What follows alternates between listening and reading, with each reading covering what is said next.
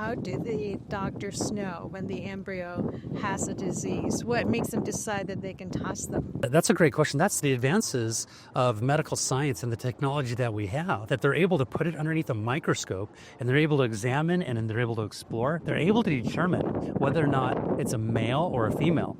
So you're having people coming along and they're saying, you know what, I only want to have a male. They go, well, you have all females here, and they kill them off. It's selective breeding, if you would. It's a very dangerous thing in order to kind of play God, if you would. So just through this process called PGT, they're able to use the science to go through it because that's how advanced we are. People are not familiar. A lot of Christians, a lot of people with the worldview that there is a God or that this is maybe a safe process, they're not familiar with what happens with the leftover embryos. And the leftover embryos, since we believe life begins at conception, at fertilization, they destroy them or they sell them or they permanently freeze them and hoping that they can figure out something else to do with them inside the future. Now, here's the thing, right?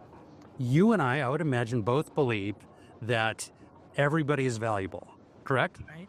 Correct. All right. Would you believe that, like me, that somebody in a wheelchair is valuable? Absolutely. Yeah. So we have a process. Somebody says, hey, you know what? We want to do an ultrasound and we want to see if your child has spinal bifida. Because if it does, hey, we're giving you that opportunity so you can get rid of the child.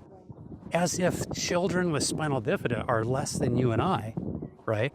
A civilized society allows people with handicaps to park closer to the storefront, to have preferential seating at the front of a bus or a train, right? What a civilized society doesn't do is kill those that are less than you and I. Does that make sense? Yeah, right? So it doesn't matter if they're orange, yellow, black, or white. It doesn't matter if they are a product of violence or a loving couple coming together. The question is, well, what is it? And what you and I would say is, you're a human being. You're created in the image of God, Imago Dei. Therefore, you're worthy of respect and honor and dignity.